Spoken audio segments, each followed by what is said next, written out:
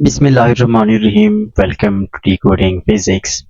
Finally आपके लिए electrostatic chapter का वन शॉट लेक्चर रिकॉर्ड कर रहा हूँ और इस लेक्चर में इलेक्ट्रोस्टैटिक का पूरा चैप्टर हमने कवर किया है, एवरीथिंग। और अकॉर्डिंग टू नए सिलेबस, न्यू सिलेबस के अकॉर्डिंग सारे के सारे टॉपिक्स, हर टॉपिक पर बहुत सारे एमसीक्यूज की डिस्कशन, जिससे हम उस टॉपिक को हर एंगल से, हर पॉइंट से कवर कर रहे हैं, और वो भी 2 घंटे से कम टाइम में। तो ये वीडियो आपकी पूरी प्रिपरेशन कर देगा।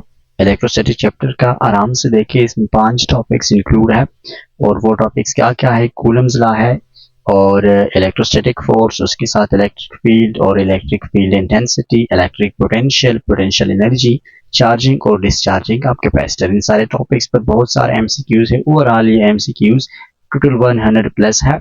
और इस वीडियो में जितने भी एमसीक्यूज की डिस्कशन हो रही है, तो वो हमारे latest session for MDCAT in nums 2025 के लिए उस सेशन से हमने ली है, जिसमें हम टॉपिक वाइज डेली एमसीक्यूज की प्रैक्टिस करते हैं, फिर उसकी डिस्कशन करते हैं। और अगर आप इस पूरे सेशन को ज्वाइन करना चाहते हैं, इसमें इंटरेस्टेड है, और आई हाईली रिकमेंड तमाम स्टूडेंट्स को कि इसको ज्वाइन कर ले, तो इस गिवन व्हाट्सएप नंबर पर भी आप हमारे साथ कांटेक्ट कर सकते हैं, और वीडियो के डिस्क्रिप्शन में भी बाकी डिटेल्स गिवन है। क्वेश्चन नंबर 1, और क्वेश्चन नंबर 1 है कि 2 point charges +2 microcoulomb or +3 microcoulomb are placed 30 centimeter apart in vacuum. What is the magnitude of the electrostatic force between them? 2 point charges है, एक 2 माइक्रोकूलम है और एक 3 माइक्रोकूलम है, और दोनों 30 सेंटीमीटर अपार्ट है। 30 सेंटीमीटर को तो सबसे पहले मीटर में कन्वर्ट कर लेंगे, तो ये मीटर में इक्वल है 0.3 मीटर का। ठीक है, और हमने इन दोनों की बिटवीन इलेक्ट्रोस्टैटिक फोर्स को फाइंड करना है। तो कैसे करेंगे? कूलम्स लॉ से करेंगे, और हमें पता है कि electrostatic force is equal to k times Q1 Q2 divided by R square. ठीक है, अब k की वैल्यू आपको याद रखनी होगी कि k की वैल्यू है 9 multiply by 10 to the power 9 newton metre square per coulomb square है, लेकिन यूनिट को फिलहाल के लिए छोड़ दे, हम सिर्फ कैलकुलेशन करते हैं। 2 माइक्रोकूलम को हम लिख सकते हैं 2 multiply 10 to the power -6, coulomb को भी छोड़ दें, और 3 माइक्रोकूलम को हम लिख सकते हैं 3 मल्टीप्लाई 10 टू द पावर -6। ठीक है, ये के Q1 Q2 हो गया, और R स्क्वायर 0.3 का हम लेंगे स्क्वायर। ये हो गया हमारा फॉर्मूला में वैल्यू पुटिंग। अब इसको सॉल्व करते हैं, तो आसान तरीके ये है, शायद आपको मुश्किल लग रहा हो कि इसको हम बगैर कैलकुलेटर के कैसे सॉल्व आउट करेंगे, लेकिन ये बहुत इजी है। इजी ये है कि 9, 2 और 3 को पहले मल्टीप्लाई करें, 2 to 3 6, और 9 के साथ मल्टीप्लाई करेंगे तो ये बन जाएगा 54। अब 10 के पावर्स को देखें, +9 है, -6 है और -6, तो -6 और -6 से -12 आएगा, और +9 से -3 आ जाएगा, यानी यहाँ पर ओवरऑल पावर ऊपर बन जाएगा -3। ठीक है, और 0.3 का अगर हम स्क्वायर लेंगे, तो याद रखिए जब भी कोई नंबर 1 से स्मॉलर हो, यानी पॉइंट्स में हो, और हम उसका स्क्वायर लेंगे या 3 पावर लेंगे या 4 पावर लेंगे, तो वो और भी स्मॉलर होता जाएगा, यानी उसकी वैल्यू मजीद स्मॉलर होती जाएगी। यानी 3 का स्क्वायर 9 है, तो 9 ही हमारे आंसर में आएगा, लेकिन 0.09 आएगा, स्मॉलर होगा ये वैल्यू। तो 0.3 का स्क्वायर क्या है? 0.09 है। ठीक है, अब क्या है, इजीली हम कर सकते हैं बाय साइंटिफिक नोटेशन। पहले भी आपको तरीका समझा चुका हूँ कि जब भी डेसिमल आ जाए तो उसको साइंटिफिक नोटेशन में कन्वर्ट क्या करें। तो हम लिख सकते हैं 54 multiply by 10 to the power -3 divided by 0.09 को हम लिख सकते हैं 9 मल्टीप्लाई 10 पावर -2। ठीक है, अब 9 1 ज़ा 9, 9 6 ज़ा 54, और ये आ जाएगा 10 पावर -3 है और नीचे -2 है, तो 10 पावर -1 रह जाएगा। अब ऑप्शन में से भी यूनिट इसका न्यूटन आ जाएगा। 6 मल्टीप्लाई 10 पावर -1, ये वाला ऑप्शन भी ठीक है, बी। और डी वाला भी ठीक है। ये बाय मिस्टेक दो ऑप्शंस करेक्ट है, क्योंकि 10⁻⁻1 का मतलब ही यही है कि 0.6। इसमें कैलकुलेशन थोड़ा ज़्यादा था। नेक्स्ट है कि electrostatic force between two charges is zero. कब इलेक्ट्रोस्टैटिक फोर्स जीरो होगा? अगर चार्जेस की सेम साइन हो तो फिर जीरो हो सकता है, नहीं। डिस्टेंस इज इनफाइनाइट, ये हमारा करेक्ट आंसर है, क्योंकि electrostatic force is inversely related to distance square. जितना डिस्टेंस ग्रेटर होगा, ज़्यादा होता जाएगा, तो उतना इलेक्ट्रोस्टैटिक फोर्स कम होगा, डिक्रीज होगा, यानी जीरो की तरफ अप्रोच करेगा। अब अगर डिस्टेंस इन्फिनिटी तक चला जाए तो इलेक्ट्रोस्टैटिक फोर्स जीरो तक आएगा। ठीक है, अगला है the force between two charges in vacuum is 10 Newton. If dielectric with relative permittivity की वैल्यू हमें गिवन है 5 को हम इंसर्ट करते हैं तो what will be the new force. अगर दो चार्जेस की बिटवीन फोर्स है 10 न्यूटन और इनके दरमियान हम एक ऐसा मीडियम रखते हैं जिसका रिलेटिव डाइलेक्ट्रिक कांस्टेंट या इसको हम कहते हैं रिलेटिव परमिटिविटी 5 है, तो फिर न्यू फोर्स क्या होगा? तो याद रखिए, जब भी हम डाइलेक्ट्रिक को इंसर्ट करते हैं तो न्यू फोर्स इक्वल होता है एग्जिस्टेंस फोर्स के, यानी फोर्स इन वैक्यूम के डिवाइडेड बाय रिलेटिव परमिटिविटी। तो अब हमारा इनिशियल फोर्स था 10 न्यूटन और रिलेटिव परमिटिविटी की वैल्यू 5 है, तो द आंसर इज 2 न्यूटन। ये फार्मूला बहुत इंपॉर्टेंट है, इसको याद रखें कि force in vacuum divide by relative permittivity. अच्छा, आगे क्या है? Coulomb's law is not valid when. Coulomb law कब वैलिड नहीं होगा? तो याद रखिए, कूलम्स लॉ के लिए कुछ लिमिटेशंस है। पहला लिमिटेशन उसका यह है कि जब चार्जेस मूविंग हो तो कूलम लॉ वैलिड नहीं होगा। दूसरा लिमिटेशन यह है कि जब चार्जेस की जो सिमेट्री है वो इस तरह हो, यानी कि पॉइंट चार्जेस जब ना हो, आसानी से लिख देंगे, जब पॉइंट चार्जेस ना हो तो कूलम्स लॉ वैलिड नहीं होगा। और तीसरा लिमिटेशन यह है कि जब डिस्टेंस वेरी वेरी स्मॉलर हो, मतलब बिल्कुल न्यूक्लियस के साइज में, एटम का जो न्यूक्लियस होता है उसके साइज में हो, चार्जेस इतने करीब हो, तो फिर भी कूलम्स लॉ वैलिड नहीं होगा। तो इस वाले केस में when charges are moving with acceleration तो फिर कूलम्स लॉ वैलिड नहीं है, क्योंकि फिर मैग्नेटिक फील्ड भी प्रोड्यूस होता है और कूलम्स लॉ बहुत एक सिंपलर फॉर्म है। अगला है the distance between two charges is half. अगर हम डिस्टेंस को हाफ करेंगे तो इलेक्ट्रोस्टैटिक फोर्स क्या होगा? हमें पता है कि इलेक्ट्रोस्टैटिक फोर्स डिस्टेंस के स्क्वायर के साथ रिलेटेड है। अगर डिस्टेंस को हाफ करेंगे तो इलेक्ट्रोस्टैटिक फोर्स इंक्रीज होगा हाफ के स्क्वायर टाइम्स। हाफ के स्क्वायर टाइम का मतलब है कि 4 टाइम्स उसमें इंक्रीज आएगा। अगला है electrostatic force is electrostatic force कौन सा फोर्स है? क्या ये कंटैक्ट फोर्स है? नो, बिल्कुल भी नहीं। कंडक्ट फोर्स इसलिए नहीं है क्योंकि इसके लिए ज़रूरी नहीं कि दोनों चार्जेस एक दूसरे के साथ टच में हो। शॉर्ट रेंज फोर्स बिल्कुल भी नहीं, शॉर्ट रेंज फोर्स नहीं है। दो चार्जेस कितने भी दूर हो वो उनके दरमियान इलेक्ट्रोस्टैटिक फोर्स होगा, और ग्रेविटेशनल फोर्स भी उनके बिटवीन होता है। नॉन सेंट्रल फोर्स, ये हमारा करेक्ट आंसर नहीं है। ठीक है, ये नॉन सेंट्रल भी नहीं। नॉन सेंट्रल का मतलब यह है कि अगर ये चार्ज 1 है और ये चार्ज 2 है तो इलेक्ट्रोस्टैटिक फोर्स हमेशा इन दोनों के बिटवीन जो सेंट्रल लाइन है, इस लाइन के अलोंग इलेक्ट्रोस्टैटिक फोर्स होता है, और इस वजह से हम इस ऐसे फोर्सेस को कहते हैं सेंट्रल फोर्स। तो electrostatic force is a central force, it is not non central force नहीं है, बल्कि ये सेंट्रल फोर्स है। डी ऑप्शन है इज अ कंजर्वेटिव फोर्स, तो ये ठीक है, इलेक्ट्रोस्टैटिक फोर्स एक कंजर्वेटिव फोर्स है। यूनिट ऑफ कूलम्स कांस्टेंट के का यूनिट क्या है? तो इजीली हम फाइंड कर सकते हैं कूलम लॉ से, के Q1 Q2 divide by R square. के लिए सॉल्व करें तो के इज इक्वल टू, ये इधर जाकर इसके साथ मल्टीप्लाई हो जाएगा और Q1 Q2 आ जाएगा। अब फोर्स का यूनिट न्यूटन है, आर का यूनिट डिस्टेंस का यूनिट मीटर है, और इस पर स्क्वायर आ जाएगा, और नीचे 2 दफा चार्ज का यूनिट कूलम है तो कूलम स्क्वायर। तो के का यूनिट क्या है? Newton metre square per coulomb square, आसानी से आप फाइंड कर सकते हैं। आगे है the force between two charges is 2 Newton and 1 charge is double, the force become. अगर हम सिर्फ एक चार्ज को डबल करते हैं तो फोर्स भी डबल होगा। ठीक है, फोर्स भी अगर इनिशियल फोर्स 2 न्यूटन है तो वो बन जाएगा 4 न्यूटन, क्योंकि force is directly related to Q1 और Q2 दोनों के प्रोडक्ट के साथ डायरेक्टली रिलेटेड है। तो अगर हमने सिर्फ एक को डबल किया तो फोर्स डबल होगा, अगर हम दोनों को डबल करते तो फिर फोर्स 4 टाइम्स इंक्रीज होगा। अगला है two charges repel each other with force if the medium is changed from air to water.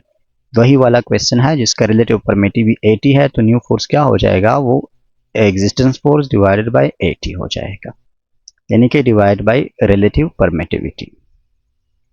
Next direction of electrostatic force on a positive test charge is. Positive test charge पर electrostatic force की direction कौन सा तरफ होगा, तो always towards the source charge. अगर ये test charge है और suppose this one is source charge, तो इस केस में इलेक्ट्रोस्टैटिक फोर्स का डायरेक्शन क्या होगा, दोनों सेम चार्जेस है तो ये रिपेल करेंगे एक दूसरे को। तो टेस्ट चार्ज पर इसका डायरेक्शन क्या होगा, इस वाला डायरेक्शन, यानी away from the source charge.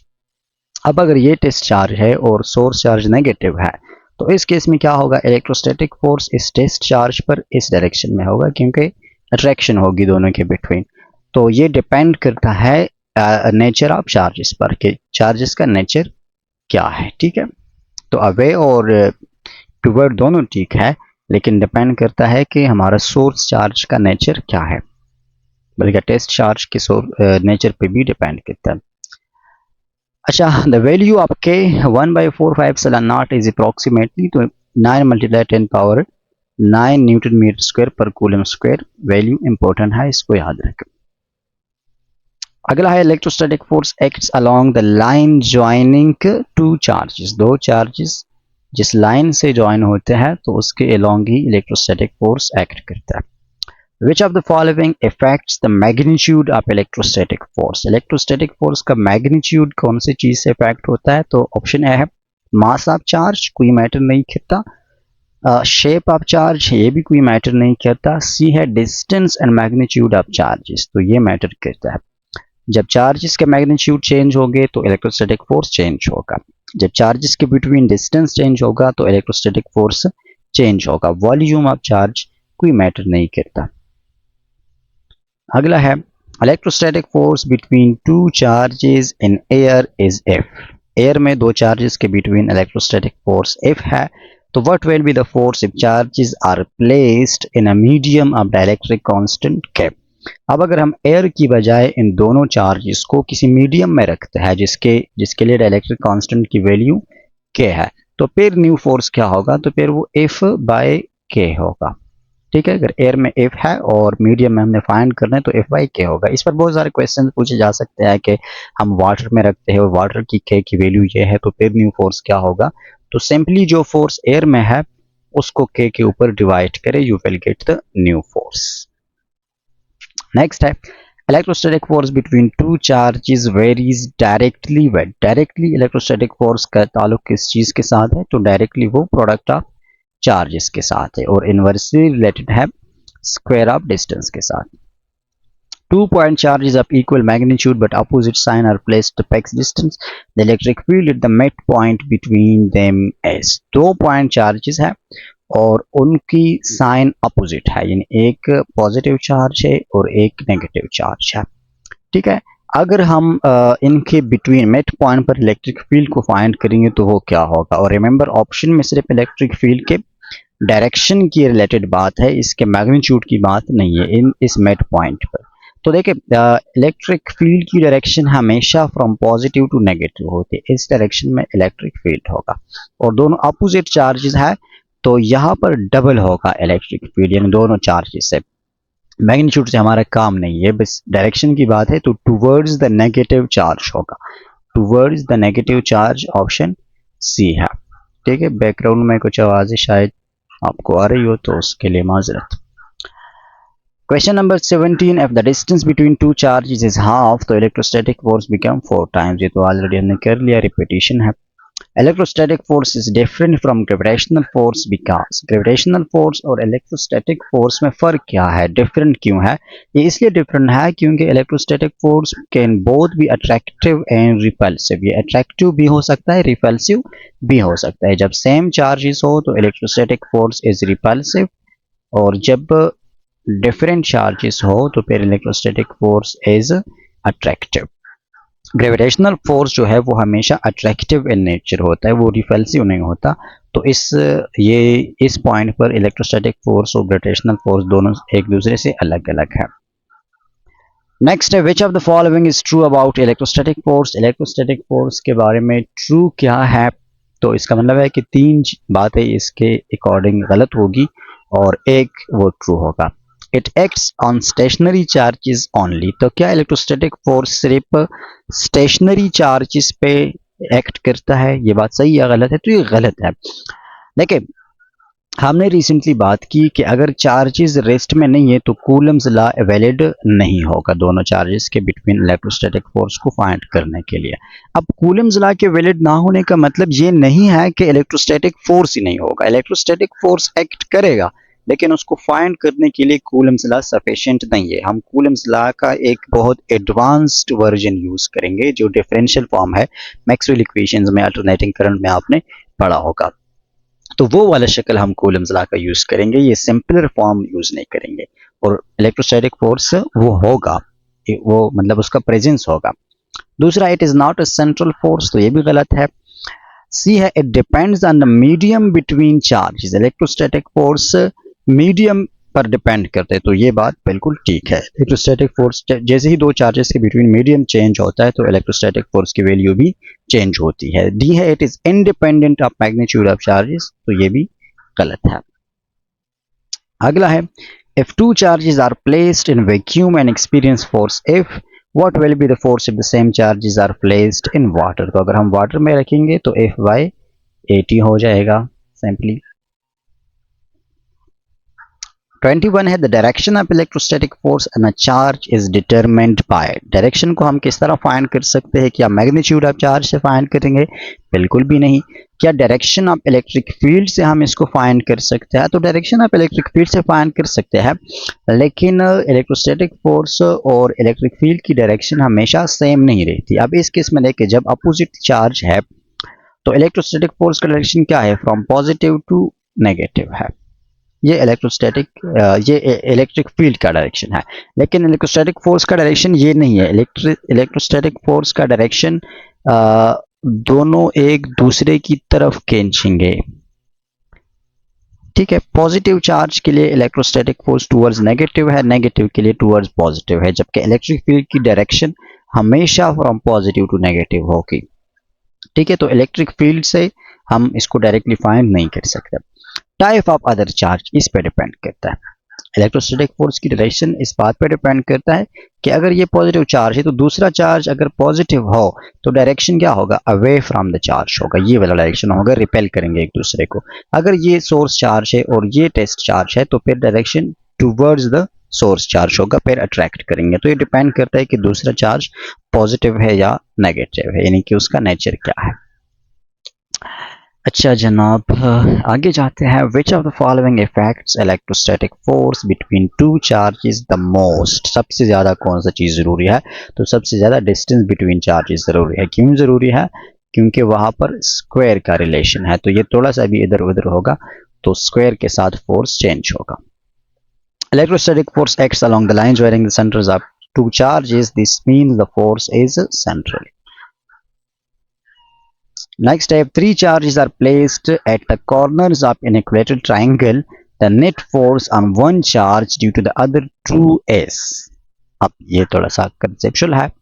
अगर इक्विलेटरल ट्रायंगल है, इक्विलेटरल ट्रायंगल हम उस ट्रायंगल को कहते हैं जिसकी तीनों साइड्स इक्वल हो, और हम तीनों के कॉर्नर्स पर चार्जेस रखें, ये भी चार्ज है, ये भी चार्ज है, और हमने एक चार्ज पर इलेक्ट्रोस्टैटिक फोर्स को फाइंड करना है due to the other two. Suppose इस चार्ज पर हमने इन दोनों की वजह से इलेक्ट्रोस्टैटिक फोर्स को फाइंड करना है, तो इसका डायरेक्शन क्या होगा? अब देखिए, इस चार्ज की वजह से फोर्स इस डायरेक्शन में होगा, इस चार्ज की वजह से फोर्स इस डायरेक्शन में होगा, लेकिन ये चार्ज इन दोनों के बिटवीन भी फोर्स है, और इस तरह से ये फोर्स वेक्टर क्वांटिटी है, तो ये डिफरेंट वेक्टर्स एक दूसरे के अपोजिट जो इनके एक्सिस है या अपोजिट कंपोनेंट्स है उसको कैंसिल आउट करेंगे, तो ओवरऑल इसका जो डायरेक्शन होगा वो अलोंग द एंगल बाइसेक्टर होगा। अब एंगल बाइसेक्टर मैथमेटिक्स का वर्ड है, और ये हम कह सकते हैं कि सपोज इस डायरेक्शन में आप कह सकते हैं। डिपेंड करते हैं नेचर ऑफ चार्जेस पर भी, पॉजिटिव नेगेटिव पर भी डिपेंड करते हैं कौन सा पॉजिटिव है कौन सा नेगेटिव है। लेकिन इस केस में हम यानी कि ये हमेशा इस एंगल बाइसेक्टर से पास होगा, यहाँ से ये फोर्स हमेशा पास होगा। अब ये इस डायरेक्शन में है या इस डायरेक्शन में है तो ये डिपेंड करते हैं कि चार्जेस का नेचर क्या है। लेकिन याद रखें कि अलोंग द एंगल बाइसेक्टर होगा। फिर थोड़ा सा आप गूगल में जाके सर्च करें एंगल बाइसेक्टर आप इक्विलैटरल ट्रायंगल, तो वहां पर एक क्लियर वर्जन आपको दिखाई देगा डायरेक्शंस का, क्योंकि अब यहाँ पर बनाना डायरेक्शंस थोड़ा सा टाइम कंज्यूमिंग है। नेक्स्ट है विच of the following quantities is vector. तो वेक्टर क्वांटिटी क्या है? Charge scalar, electric potential scalar, और आगे देखते हैं कि क्या है। Electrostatic force is vector quantity, energy भी स्केलर है। नेक्स्ट है विच of the following is true about the magnitude of electrostatic force. Magnitude के रिलेटेड कौन सी बात ठीक है? तो इंडिपेंडेंट ऑफ साइन, ठीक है। इलेक्ट्रोस्टैटिक फोर्स का मैग्नीट्यूड चार्जेस के साइन पे डिपेंड नहीं करता। 27 two similar charges repel each other with force if what would be the force if one charge is double। यार इसको तो हमने एक दफा कर लिया कि वो डबल होगा अगर एक चार्ज को हम डबल करते हैं। कूलम्स लॉ इज इनवैलिड, ये भी हमने कर दिया कि जब चार्जेस मूविंग हो तो कूलम्स लॉ क्या होगा? इनवैलिड होगा। ये कुछ रिपीटेशन है, I am sorry for this, next time नहीं होगा। Electrostatic force between two charges is zero, इसको भी हमने ऑलरेडी कर लिया है कि जब चार्ज इनफाइनाइट डिस्टेंस पे हो तो इलेक्ट्रोस्टैटिक फोर्स जीरो होगा। अब इलेक्ट्रोस्टैटिक फोर्स डिपेंड्स ऑन, ये थोड़ा सा ट्रिकी क्वेश्चन है कि इलेक्ट्रोस्टैटिक फोर्स किस चीज पे डिपेंड करते हैं? ओनली वन चार्ज नहीं, सिर्फ एक चार्ज पे नहीं, दोनों चार्जेस पे डिपेंड करता है। ओनली डिस्टेंस, सिर्फ डिस्टेंस पे डिपेंड नहीं करता, तो किस चीज पर?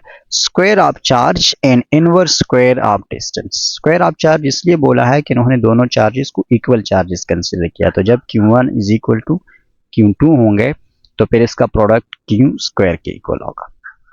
Principle of superposition in electrostatics mean, electrostatic में सुपरपोजिशन प्रिंसिपल का मतलब क्या है? तो इलेक्ट्रोस्टैटिक में सुपरपोजिशन प्रिंसिपल का ये मतलब है कि अगर एक चार्ज पर दो तीन फोर्सेस एक्ट करते हैं, एक इस डायरेक्शन में है एक इस डायरेक्शन में है, तो इस पर जो नेट फोर्स होगा वो इन सारे फोर्सेस के सम के इक्वल होगा, रिजल्टेंट के इक्वल होगा। तो ईच फोर्स एक्ट्स इंडिपेंडेंटली, हर फोर्स इंडिपेंडेंटली एक्ट करते हैं और उसको हम ऐड करेंगे वेक्टोरिकली, यानी वेक्टर ऐड करेंगे। वेक्टर ऐड इसलिए क्योंकि फोर्स वेक्टर क्वांटिटी है और इस प्रिंसिपल को हम कहते हैं सुपरपोजिशन प्रिंसिपल। 32 है in absence of a third charge near two interacting charges the electrostatic force between the original two। अगर दो चार्जेस है और दोनों के बिटवीन एक तीसरा चार्ज भी हो तो तीसरे चार्ज की वजह से क्या हमेशा इलेक्ट्रोस्टैटिक फोर्स इंक्रीज होगा? नहीं, हमेशा तो इंक्रीज नहीं होगा, अनचेंज्ड भी हमेशा नहीं होगा। ये डिपेंड करता है कि जो तीसरा चार्ज है उसका पोजीशन क्या है, वो तीसरा चार्ज कहाँ पर है। और पोजीशन इसलिए इंपॉर्टेंट है क्योंकि फिर जो नेट फोर्स होगा दोनों चार्जेस के बिटवीन उसको हम वेक्टोरिकली ऐड करेंगे और फिर देखेंगे कि क्या वो इंक्रीज होता है या डिक्रीज होता है। तो it depends on the position of third charge, लेकिन इफेक्ट होगा, इसकी वैल्यू जरूर इफेक्ट होगी। 33 है थोड़ा सा एडवांस लेवल का क्वेश्चन।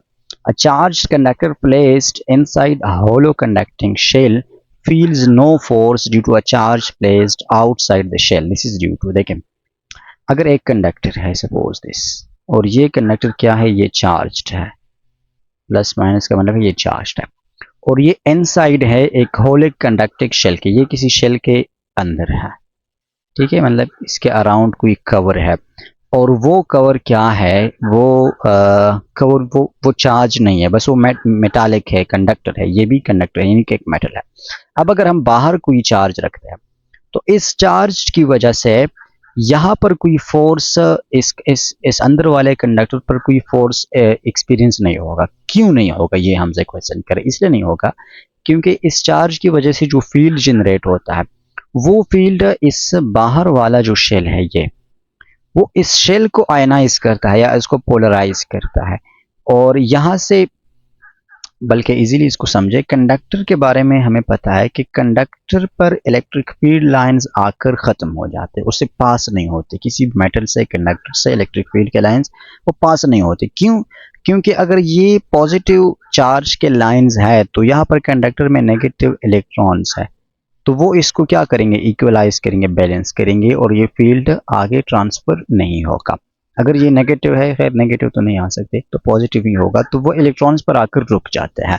तो अंदर जो यहाँ पर मेटल पड़ा है या जो चार्ज कंडक्टर पड़ा है, तो यहाँ तक फील्ड लाइंस इस बाहर वाले चार्ज के नहीं आएंगे। क्यों नहीं आएंगे? क्योंकि ये इस होलो, ये जो कंडक्टिंग स्पेयर है या शेल है, इसी को पोलराइज करेंगे, और इस इफेक्ट को हम कहते हैं इलेक्ट्रिक शील्डिंग। शील्ड का मतलब क्या है? फना, किसी चीज को क्या कहते हैं, उसको सेफ रखना, किसी चीज को शील्ड करना, टू सिक्योर समथिंग। तो ये इस अंदर वाले मेटल को सिक्योर करता है। थोड़ा सा आगे जाते हैं कि आगे क्या है जनाब। The pattern of electric field lines between a positive and a negative charge is. Positive और नेगेटिव चार्ज के बिटवीन इलेक्ट्रिक फील्ड लाइंस कैसे होते हैं?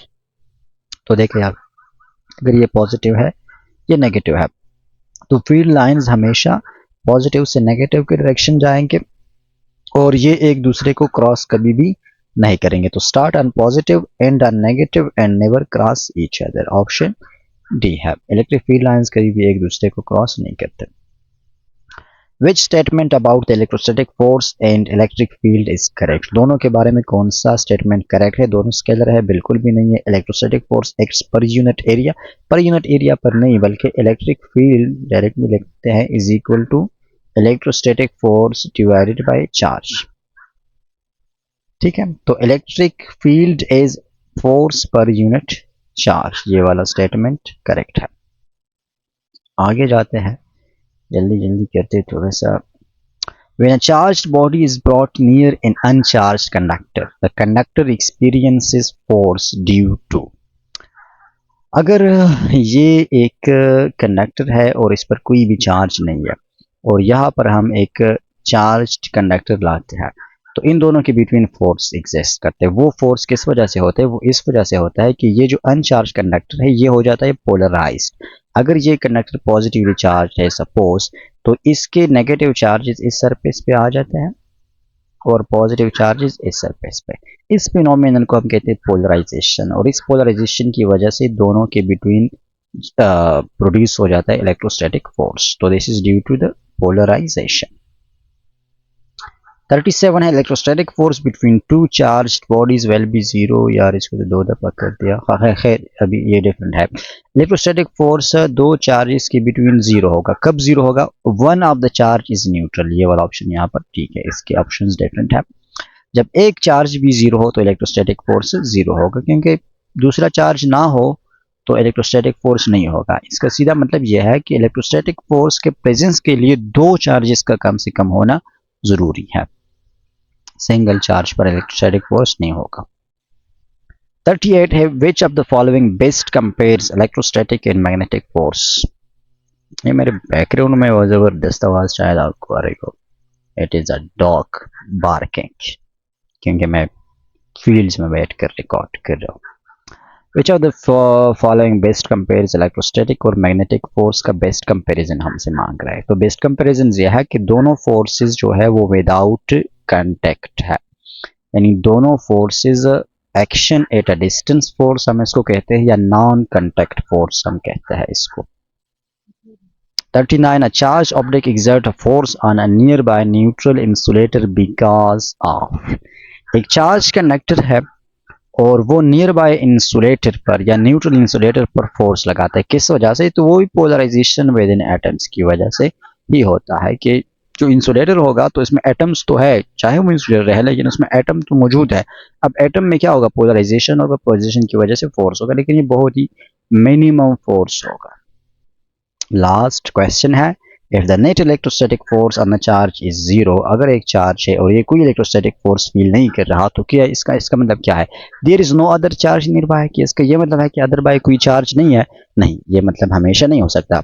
हो सकता है लेकिन हमेशा नहीं हो सकता। क्यों? क्योंकि what if this is the case, option C is the case, forces from surrounding charges cancel out. अगर एक चार्ज यहाँ पर है और एक यहाँ पर है और दोनों की force opposite in direction but equal in magnitude है और दोनों एक दूसरे को कैंसिल आउट कर रहे, तो फिर भी तो नेट फोर्स क्या होगा? जीरो होगा। तो दिस इज नॉट करेक्ट। तो इट मींस के forces from surrounding charges cancel out. This is The electric field at a point due to a positive point charge is directed.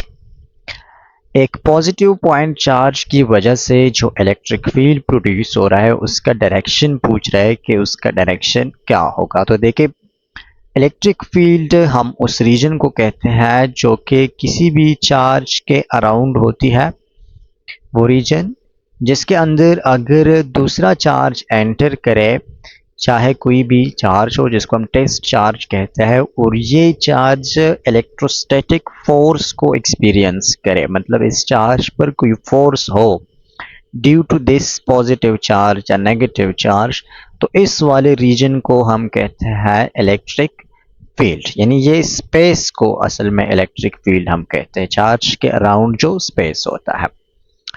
अब इस space के direction होते हैं, एक वेक्टर क्वांटिटी है और इसका डायरेक्शन होता है। तो पॉजिटिव चार्ज के लिए इसका डायरेक्शन होता है आउटवर्ड, यानी away from the positive charge.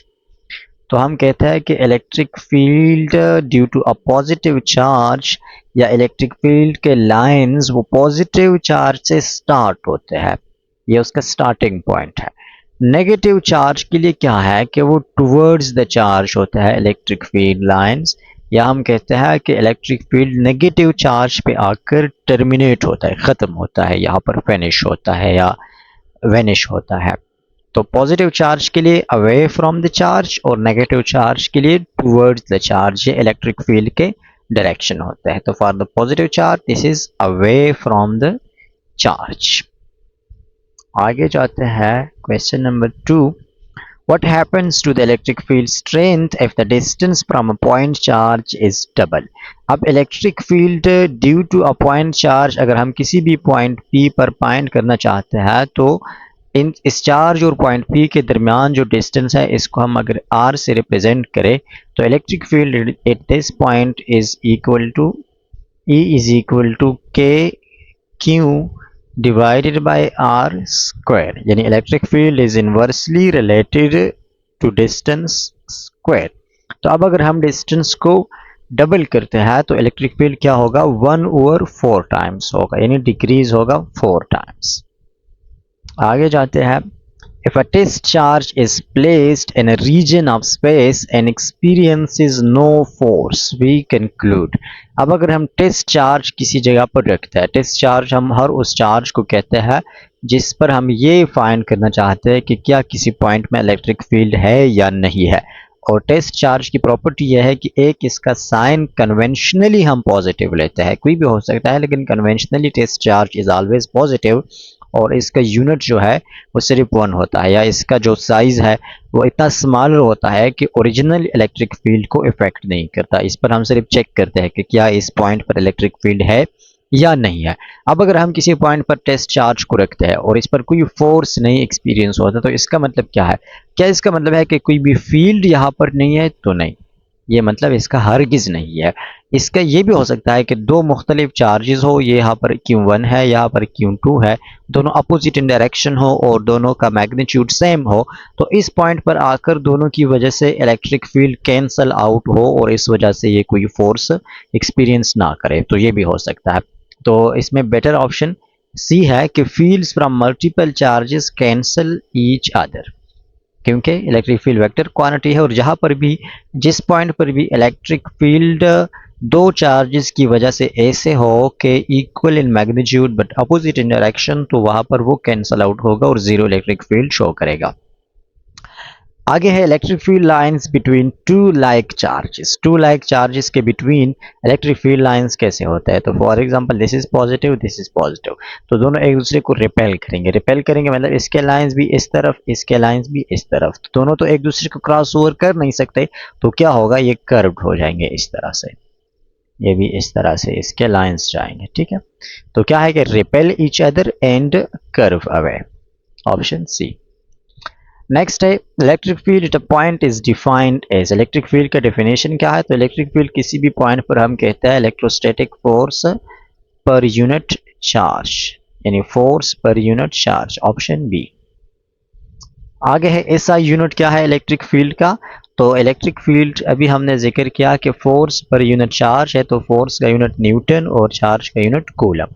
तो इलेक्ट्रिक फील्ड का यूनिट आएगा न्यूटन पर कूलम। और रिमेंबर, न्यूटन पर coulomb is also equal to volt पर मीटर। इलेक्ट्रिक फील्ड के लिए एक और फार्मूला भी है, और वो ये है कि जब पोटेंशियल डिफरेंस हमें गिवन हो तो potential difference divided by distance D, ये भी इलेक्ट्रिक फील्ड का फार्मूला है। ठीक है, ड्यू टू दो ऐसे प्लेट्स जहाँ पर कोई पोटेंशियल डिफरेंस हो और वहाँ पर हम eight a distance electric field find करेंगे, तो ये वाला फार्मूला यूज़ करेंगे। पोटेंशियल डिफरेंस का यूनिट वोल्ट है और डिस्टेंस का यूनिट मीटर है, तो इलेक्ट्रिक फील्ड का यूनिट वोल्ट पर मीटर भी है। आगे है, an electric field exists in a region of space f। Electric field एक रीजन में एग्जिस्ट करेगा अगर क्या हो, अगर वहाँ पर कोई टेस्ट चार्ज यूनिफॉर्म वेलोसिटी के साथ मूव करे। अब इलेक्ट्रिक फील्ड एक जगह पर हो तो टेस्ट चार्ज की वहाँ पर मोशन पॉसिबल है, लेकिन ज़रूरी नहीं है। ठीक है, ज़रूरी नहीं है कि चार्ज मूव करेगा, क्योंकि चार्ज फोर्स तो एक्सपीरियंस करेगा, मस्ट वो फोर्स एक्सपीरियंस करेगा अगर इलेक्ट्रिक फील्ड हो। लेकिन कोई भी बॉडी, यहाँ पर सपोज कोई भी बॉडी है, इस पर फोर्स लग रहा है। अब फोर्स की वजह से ज़रूरी नहीं कि मोशन करेगा, ये मोशन तब करेगा जब इसका फोर्स इतना ज़्यादा हो कि यहाँ पर जो रेजिस्टेंस है, जो मास है जो इस फोर्स को रेजिस्टेंस ऑफर कर रहा है, उससे ग्रेटर हो, उस रेजिस्टेंस को ओवरकम करे ये फोर्स, तो जब तब जाकर ये मूव करेगा। तो फोर्स मस्ट है। इलेक्ट्रिक फील्ड एक स्पेस में एग्जिस्ट करेगा अगर टेस्ट चार्ज वहां पर एक्सपीरियंस फोर्स करेगा, लेकिन फोर्स के नतीजे में मोशन हो या ना हो ये जरूरी नहीं है। हाँ, पॉसिबल है। क्वेश्चन 8 है, direction of electric field due to negative point charge is. तो नेगेटिव पॉइंट चार्ज की वजह से टुवर्ड्स द चार्ज होता है, अभी हमने डिस्कशन की इस पर। आगे है, infinite sheet of positive charge produces an electric field that S.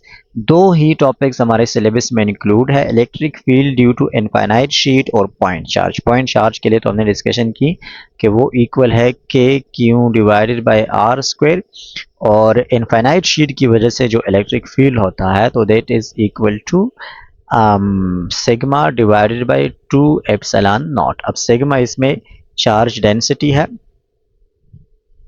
जिसको हम सरफेस चार्ज डेंसिटी कहते हैं, कि इनफाइनाइट शीट पर टोटल चार्ज डेंसिटी कितनी है, ये परमिटिविटी ऑफ फ्री स्पेस है और 2 कांस्टेंट है। तो ये electric field due to infinite sheet सिर्फ और सिर्फ चार्ज डेंसिटी पर डिपेंड करता है और मीडियम के रिलेटिव परमिटिविटी या मीडियम के परमिटिविटी पर डिपेंड करता है। तो हमें कहते हैं कि उसके रिलेटेड कौन सी वाली बात ठीक है, तो क्या ये जीरो एट एनी पॉइंट, नहीं जीरो तो नहीं है भैया, ऐसा तो ना करें। बी क्या है, डिपेंड्स ऑन डिस्टेंस, क्या ये डिस्टेंस पर डिपेंड करता है, तो नहीं, बिल्कुल भी ये डिस्टेंस पर डिपेंड नहीं करता। इस फॉर्मूले में कहीं पर डिस्टेंस है, बिल्कुल नहीं है। तो C constant in magnitude and direction, ये वाला ऑप्शन ठीक है कि ड्यू टू इनफाइनाइट शीट जो इलेक्ट्रिक फील्ड प्रोड्यूस होता है वो मैग्नीट्यूड में भी कांस्टेंट होता है और डायरेक्शन में भी कांस्टेंट होता है। बाकी option D only inside the sheet, नहीं आउटसाइड भी होता है। Electric field due to infinite sheet of charge is independent of, किस चीज से इंडिपेंडेंट है, तो डिस्टेंस फ्रॉम द शीट से इंडिपेंडेंट है। बाकी सरफेस चार्ज डेंसिटी पर भी डिपेंड करता है, परमिटिविटी पर भी डिपेंड करता है, नेचर ऑफ चार्ज पर भी डिपेंड करता है। 11 है, two equal and opposite charges close to each other create. दो चार्जेस है equal in magnitude but opposite in direction, तो इन दोनों के बिटवीन जो इलेक्ट्रिक फील्ड होगा वो इस तरह होगा। ठीक है, इस तरह। अब हम इस केस को यूजुअली कहता है कि दो प्लेट्स है, तो यहाँ पर भी पॉजिटिव चार्ज है और यहाँ पर है जनाब नेगेटिव चार्ज। अब दोनों equal in magnitude opposite in direction है, तो इन दोनों के बिटवीन जो इलेक्ट्रिक फील्ड प्रोड्यूस होगा वो हमेशा यूनिफॉर्म फील्ड होगा। इक्वल एंड अपोजिट के लिए सिर्फ है। 12 है, field strength at the centre of a square due to 4 equal charges at corners is. ये इंपॉर्टेंट है, एक स्क्वायर है, ठीक है, और इनके कॉर्नर्स पर, सारे कॉर्नर्स पर इक्वल चार्ज है। इक्वल का मतलब है मैग्नीट्यूड भी सेम है और साइन भी सेम है, या तो सारे के सारे पॉजिटिव है या तो सारे के सारे नेगेटिव है। तो इसकी वजह से सेंटर पर इलेक्ट्रिक फील्ड कितना होगा, इलेक्ट्रिक फील्ड स्ट्रेंथ की बात करें, यहाँ पर इलेक्ट्रिक फील्ड अच्छा याद रखें, इस पूरे टेस्ट में मैंने फील्ड स्ट्रेंथ का वर्ड यूज़ किया है और कहीं पर शायद आपको फील्ड स्ट्रेंथ की जगह पर फील्ड इंटेंसिटी का वर्ड मैंने, तो दोनों का सेम मतलब है। फील्ड स्ट्रेंथ का मतलब है इलेक्ट्रिक फील्ड इंटेंसिटी। अब इस पॉइंट पर क्या होगा, तो देखिए अगर ये सारे फॉर एग्जांपल है पॉजिटिव चार्जेस, तो फॉर पॉजिटिव चार्जेस इस पॉइंट पर इस चार्ज की वजह से जो फील्ड होगा वो इस डायरेक्शन में होगा आउटवर्ड, और इसकी वजह से भी इस डायरेक्शन में होगा आउटवर्ड। अब चार्जेस दोनों क्या है, इक्वल है। चार्जेस इक्वल है, दोनों से डिस्टेंस सेम है, तो दोनों की वजह से जो मिडल पॉइंट पर सेंटर पर फील्ड प्रोड्यूस होगा वो सेम होगा, लेकिन अपोजिट इन डायरेक्शन। तो क्या करेगा, कैंसल आउट करेगा। बिल्कुल इसी तरह ये जो अदर दो चार्जेस है, तो इनकी वजह से भी इस पॉइंट पर जो इलेक्ट्रिक फील्ड होगा वो equal in magnitude but opposite in direction, तो वो भी कैंसल आउट होगा। तो ओवरऑल इस मिडल पॉइंट पर जो इलेक्ट्रिक फील्ड की वैल्यू है, इलेक्ट्रिक फील्ड स्ट्रेंथ है, तो वो जीरो होगा। Next type charge and particle is double, electric field also doubles. ठीक है, क्योंकि क्या है K Q by R square है, तो अगर चार्ज को हम डबल करते हैं इलेक्ट्रिक फील्ड भी डबल होगा। Work done to move a test charge along equipotential surface, तो इक्वी पोटेंशियल सरफेस हम कहते ही उस सरफेस को है जहां पर पोटेंशियल हर पॉइंट पर सेम हो। पोटेंशियल सेम हो तो मतलब कि टेस्ट चार्ज अगर उसमें हम मूव करते हैं तो उसके लिए कोई एक्सटर्नल एनर्जी की ज़रूरत नहीं होती। एक्सटर्नल एनर्जी की ज़रूरत नहीं होती तो मतलब कि वर्क डन इज ज़ीरो। आगे है electric field due to a point charge is given by formula, हमसे मांगा है। तो पॉइंट चार्ज की वजह से इलेक्ट्रिक फील्ड का फार्मूला हमें पता है कि वो K Q divided by R square है, जो कि ऑप्शन डी में डायरेक्टली गिवन है, और यहाँ पर एक और ऑप्शन भी है, आई थिंक ऑप्शन बी। तो ये वाला भी करेक्ट है। ये कैसे करेक्ट है, क्योंकि के की वैल्यू हमें पता है कि 1/4 पाई एप्सिलॉन नॉट है, तो के की जगह पर हम 1/4 पाई एप्सिलॉन नॉट को पुट करते हैं, क्यू अपनी जगह पर डिवाइडेड बाई आर स्क्वायर। तो Q divide by 4 pi epsilon not और आर स्क्वायर ये भी दोनों सेम है, तो दोनों ऑप्शन यहाँ पर करेक्ट है। ये ऑप्शन ए, ये भी इलेक्ट्रिक फील्ड ही का फॉर्मूला है, इलेक्ट्रिक फील्ड इंटेंसिटी का फॉर्मूला है, लेकिन क्वेश्चन में हमसे मांगा है electric field due to a point charge, तो हमने सिर्फ पॉइंट चार्ज वाला फॉर्मूला लिखना है, बाकी ये भी करेक्ट है for electric field intensity. Question 16 है, अब थोड़े से न्यूमेरिकल्स है। Find field electric field 2 centimetre away from a 4 microcoulomb charge, तो इलेक्ट्रिक फील्ड हमने फाइंड करना है, डिस्टेंस हमें गिवन है और चार्ज भी हमें गिवन है। फार्मूला हमें पता है electric field is equal to K Q divided by R square. Simply यहाँ पर वैल्यू पुट करें, के की वैल्यू 9 मल्टीप्लाई 10 पावर 9 है, क्यू की वैल्यू हमें 4 माइक्रोकूलम, तो मतलब 4 मल्टीप्लाई 10 पावर -6 है। ठीक है, और इलेक्ट्रिक फील्ड की जो डिस्टेंस है, तो distance is 2 centimetre. 2 centimetre distance का मतलब है कि दिस इज 2 मल्टीप्लाई 10 पावर -2 और इसका पावर स्क्वायर हो जाएगा। अब सिंपली हमने क्या करना है, 9 और 4 को मल्टीप्लाई करें तो ये बन जाएगा 36, मल्टीप्लाई 10 पावर यहाँ पर बन जाएगा +3 और डिवाइडेड बाय 2 का स्क्वायर 4 और 10 पावर -2 हो जाएगा 10 पावर -4। तो 36 को 4 पे डिवाइड करें 9 मल्टीप्लाई 10 पावर -4 है और ये +3 है, तो ये ऊपर जाकर +4 हो जाएगा और +3 और +4 इज इक्वल टू +7। तो 9 मल्टीप्लाई 10 पावर 7, ये ऑप्शन में से देखें क्या कहीं पर है, नहीं है, but this is the correct option.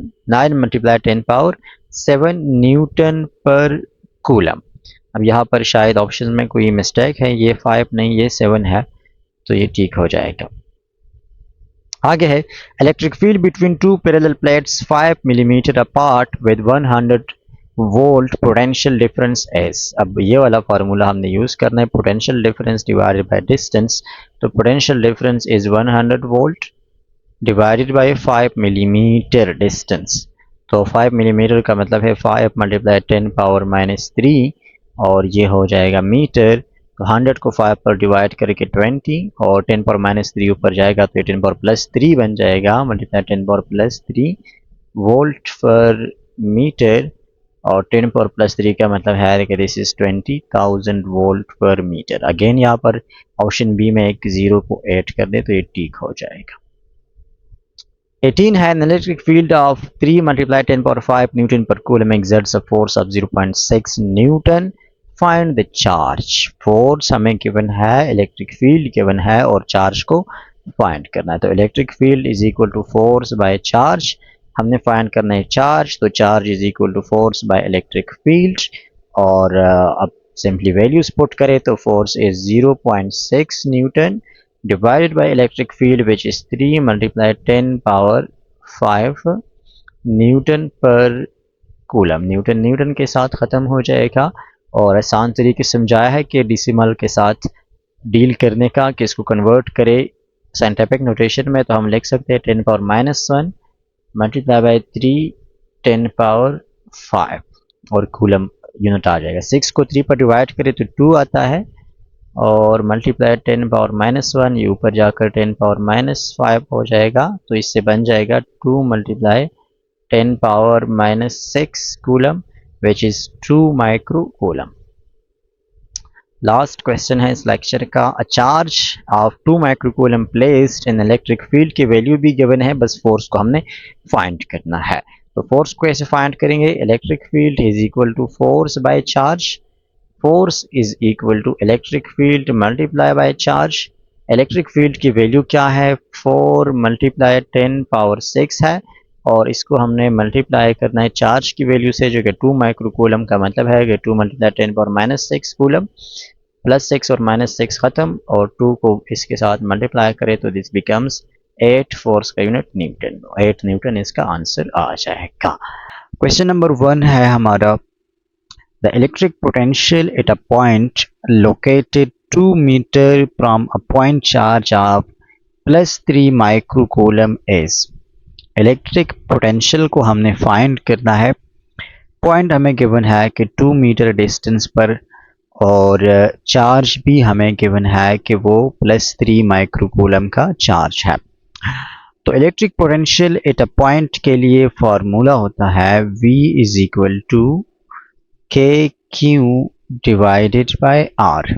अब यहाँ पर R स्क्वायर नहीं है बल्कि सिर्फ R है. इलेक्ट्रिक फील्ड और इलेक्ट्रोस्टैटिक फोर्स दोनों फार्मूलाज में R स्क्वायर है और यहाँ पर सिर्फ और सिर्फ R है. ये इंपॉर्टेंट है, आगे इस पर एक क्वेश्चन है, उसके लिए ये पॉइंट याद रखना.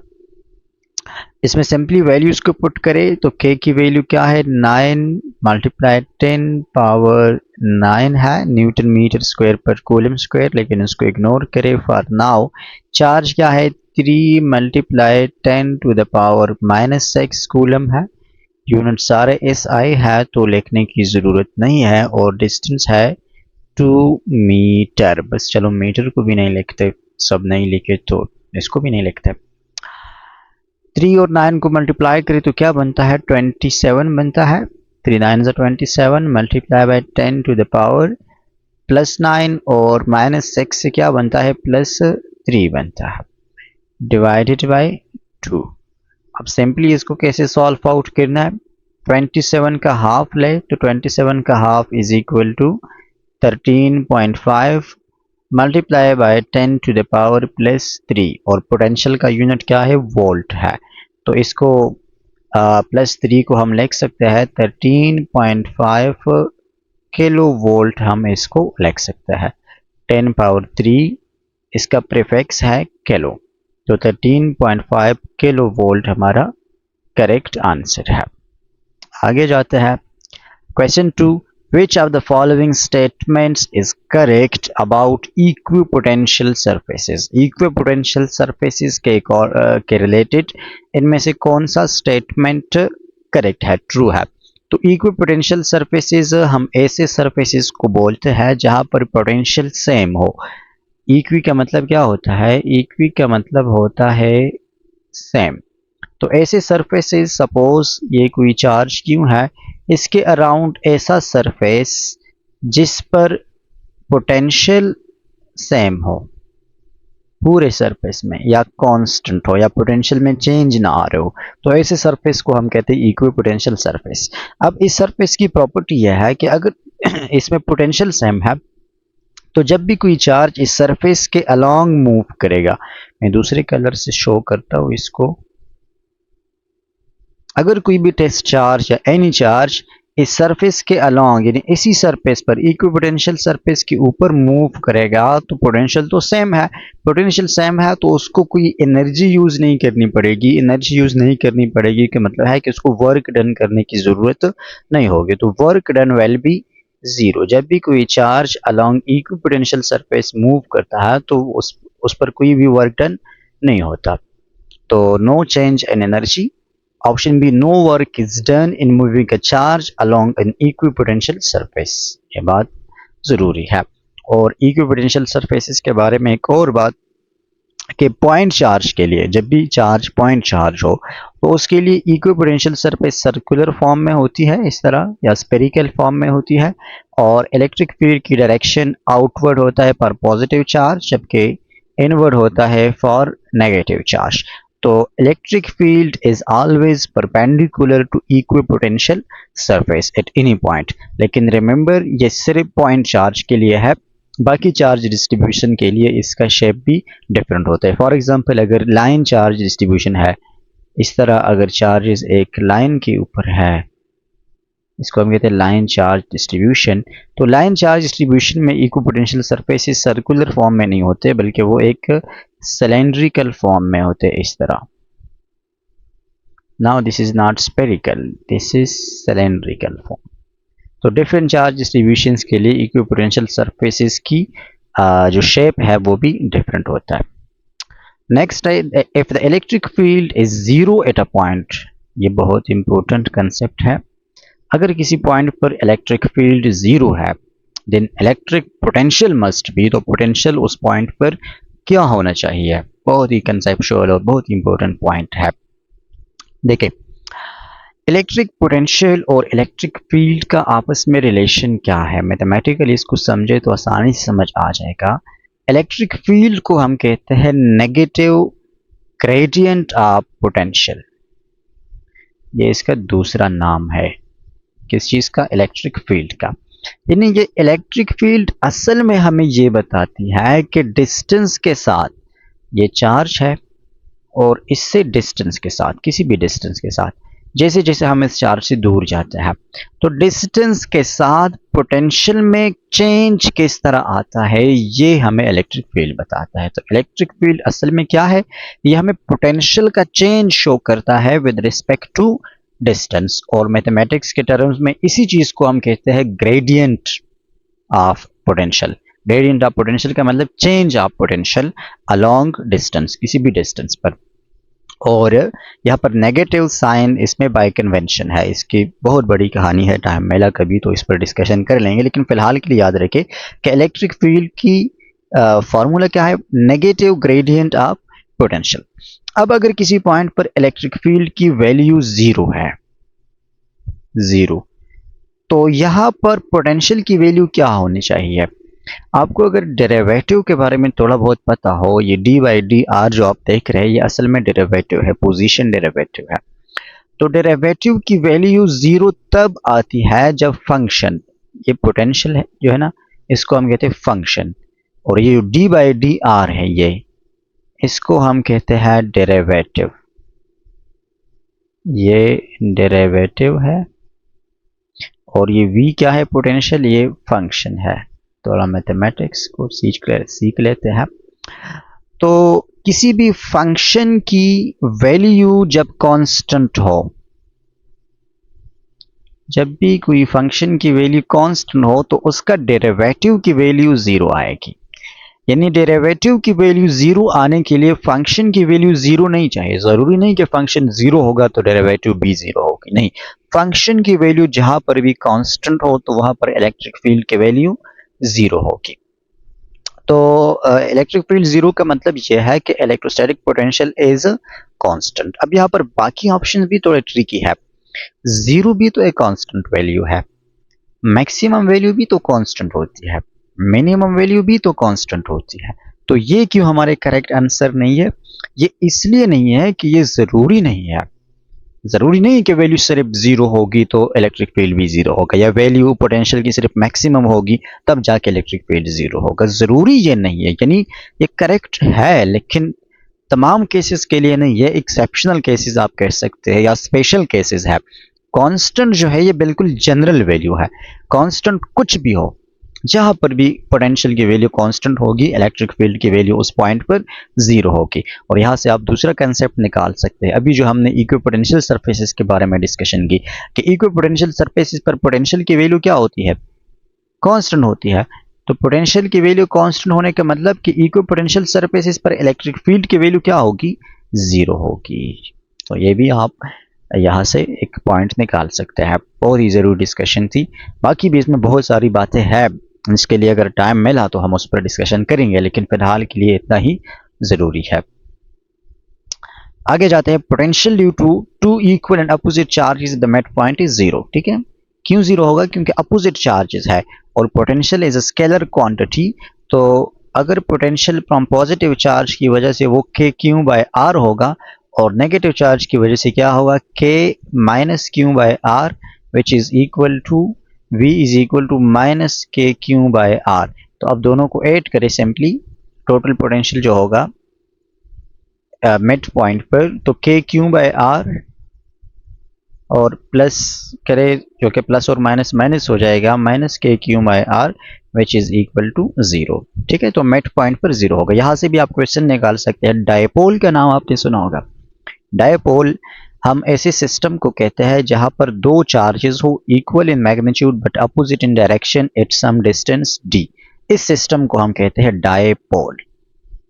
ये चार्जेस कुछ भी हो सकता है, लेकिन दोनों का मैग्नीट्यूड सेम और दोनों का साइन जो है वो अपोजिट। तो डायपोल का जो मिड पॉइंट होता है, यहाँ पर इलेक्ट्रिक पोटेंशियल हमेशा जीरो होगी, जबकि इलेक्ट्रिक फील्ड की वैल्यू यहाँ पर जीरो नहीं होगी। तो ये भी क्वेश्चन है कि जरूरी नहीं है जहाँ पर पोटेंशियल जीरो तो इलेक्ट्रिक फील्ड जीरो, या इलेक्ट्रिक फील्ड जीरो तो पोटेंशियल जीरो, ये दोनों बातें जरूरी नहीं है।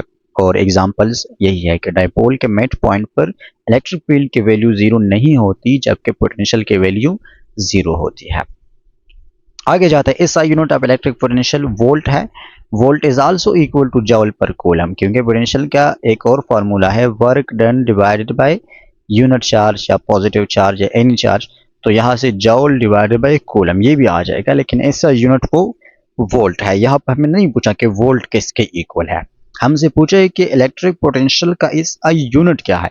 तो एसआई यूनिट का मतलब कि इसके यूनिट का नाम क्या है, तो वो वोल्ट है। Anyhow, joule per coulomb is also correct. आगे जाते हैं। A positive test charge moves from a point 5 volt to 2 volt potential. Work done by the electric field is, जहां पर भी ये आ जाए work done by the electric field, तो remember इसका आंसर हमेशा नेगेटिव होगा। यानी वर्क डन बाय फील्ड के लिए हम नेगेटिव साइन को पुट करेंगे और उसका फार्मूला होगा work done by field is equal to minus Q divided by change in potential. ये माइनस किस लिए है, ये वर्क डन बाय फील्ड है। अब अगर वर्क डन बाय एजेंट है या एक्सटर्नल वर्क डन है, तो उस केस में ये वैल्यू पॉजिटिव होगी। इसमें बहुत सारा डिस्कशन है, लेकिन आसानी से बस ये समझे, जब इलेक्ट्रिक फील्ड वर्क करेगा तो सिस्टम की पोटेंशियल एनर्जी क्या होगी, डिक्रीज होगी। इस वजह से हम इसमें माइनस साइन इंक्लूड करते हैं। जब एक्सटर्नल एजेंट वर्क डन करेगा तो ओवरऑल सिस्टम की पोटेंशियल एनर्जी क्या होगी, इंक्रीज होगी, क्योंकि वर्क डन का मतलब यह है कि जो एजेंट वर्क कर रहे हैं वो सिस्टम को एनर्जी ट्रांसफर कर रहा है, जिसकी वजह से टोटल सिस्टम की एनर्जी इंक्रीज होती है। तो इस केस में वर्क डन पॉजिटिव होगा। बस फिलहाल के लिए इतना कंसेप्ट इनफ है। अब इसमें चेंज इन पोटेंशियल की वैल्यू पुट करें। अच्छा, पॉजिटिव टेस्ट चार्ज बताया है, तो पॉजिटिव टेस्ट चार्ज यूजुअली हम यूनिट चार्ज लेते हैं, यानी इसकी वैल्यू को 1 लेते हैं। और चेंज इन पोटेंशियल, चलो इसको क्यों ही लेते हैं, और चेंज इन पोटेंशियल की वैल्यू क्या है, 3 वोल्ट है। 5 वोल्ट से 2 को माइनस करें तो वी विल गेट 3 वोल्ट। ठीक है, अब यहाँ पर आंसर हमारा आ रहा है 3 माइनस 3 क्यू, और the answer will be in जॉल। ठीक है, बल्कि जब तक हमने क्यू की वैल्यू पुट नहीं की, चलो ठीक है यूनिट जॉल ही ठीक है, क्योंकि यहाँ पर वर्क है। अब ऑप्शंस में इसके साथ कोई ऑप्शन मैच नहीं कर रहा। यहाँ पर हमें चार्ज के लिए एक स्पेसिफिक वैल्यू चाहिए थी, जो कि स्पेसिफिक वैल्यू स्टेटमेंट में गिवन नहीं है। तो इतना याद रखें कि जो भी वैल्यू अगर आपको पेपर में क्वेश्चन आ जाए, तो यहाँ पर क्यू की जगह पर चार्ज की वैल्यू पुट करें, उसको चेंज इन पोटेंशियल के साथ मल्टीप्लाई करे तो you will get work done. बस इतना याद रखिए कि जब वर्क डन बाय फील्ड हो तो आंसर मस्ट बी नेगेटिव, और जब work done by external agent हो तो the answer must be positive. Formula में नेगेटिव और पॉजिटिव को पुट करे, बाकी पोटेंशियल में चेंज की वजह से भी ये वैल्यू चेंज हो सकता है, लेकिन वो खुद ब खुद आएगा प्लस माइनस, उसमें याद रखने की जरूरत नहीं है। आगे जाते electric potential at infinity due to a point is zero. Infinity पर पोटेंशियल की वैल्यू जीरो होगी। ठीक है, क्यों जीरो होगी? क्योंकि potential is equal to K Q divide by R. अब आर इन्फिनिटी तक अप्रोच करेगा तो वी जीरो तक अप्रोच करेगा। What is electric potential at a distance R from a point charge Q. तो पॉइंट चार्ज के लिए हमसे इलेक्ट्रिक पोटेंशियल का फॉर्मूला मांग रहा है, तो इलेक्ट्रिक पोटेंशियल के क्यू डिवाइड बाय आर है। If a 2 microcoulomb charge gains 6 microjoule of energy, the potential at that point is। Energy हमें गिवन है, चार्ज हमें गिवन है और पोटेंशियल को फाइंड करना है, तो हमें पता है कि potential is equal to potential energy, जो एनर्जी गेन करता है, डिवाइडेड बाय चार्ज। तो बस सिंपली एनर्जी को चार्ज पे डिवाइड करें। एनर्जी 6 माइक्रो जाउल है और चार्ज कितना है? 2 माइक्रो कूलम है। तो माइक्रो माइक्रो के साथ खत्म, 6 को 2 पे डिवाइड करें 3, और जौल पर coulomb is equal to volt. So the answer is 3 volt. आगे जाते हैं, which of the following has no effect on electric potential at a point in space. Electric potential इनमें से किस चीज पे डिपेंड नहीं करता? तो मैग्नीट्यूड ऑफ सोर्स चार्ज यानी क्यू पर भी डिपेंड करता है, डिस्टेंस पर भी डिपेंड करता है, मीडियम पर भी डिपेंड करता है। मीडियम पर किस तरह डिपेंड करता है? फॉर्मूले में जो के है बस ये मीडियम को शो करता है, तो मास ऑफ टेस्ट चार्ज पे डिपेंड नहीं करता। आगे है, 2 points A and B are located in uniform electric field. If point A is at higher potential than B, then the direction of electric field is। Very good। दो points है, ये है point A और ये है point B। अब A का जो पोटेंशियल है यानी potential at point A that is greater than the potential eight point B, तो हमसे मांग रहे कि अब इलेक्ट्रिक फील्ड की डायरेक्शन क्या होगी। रिमेंबर, इलेक्ट्रिक फील्ड की डायरेक्शन हमेशा from greater potential to lower potential या from higher potential to lower potential होती है। तो इस केस में ए की पोटेंशियल ज़्यादा है तो electric field from A to B होगा, from higher to lower, from higher to lower, याद रखें, तो फ्रॉम ए टू बी। अगला है, if the electric potential at 1 metre from a charge is 9 volt, what is the potential at 2 metre. Very good. अगर किसी point charge से 1 metre distance पर पोटेंशियल 9 वोल्ट है तो 2 मीटर डिस्टेंस पर क्या होगा? हमने सिंपली क्या, डिस्टेंस को डबल किया। डिस्टेंस को डबल करेंगे तो पोटेंशियल हाफ होगा, क्योंकि इनवर्स रिलेशन है और 9 का हाफ 4.5 वोल्ट है। Next, in a region where electric potential is constant the electric field will be zero. अभी हमने बहुत डिस्कशन की इस पर कि electric field is the negative gradient of potential, तो जहां पर पोटेंशियल की वैल्यू कांस्टेंट होगी तो इलेक्ट्रिक फील्ड की वैल्यू जीरो होगी उस पॉइंट पर। Next, which of the following graphs best represents variation of electric potential with distance from positive point charge. अब ये बहुत इंपॉर्टेंट है, ग्राफ्स तो मैंने बनाए नहीं है लेकिन समझाता हूँ। पोटेंशियल का फॉर्मूला क्या है? V is equal to K Q divided by R.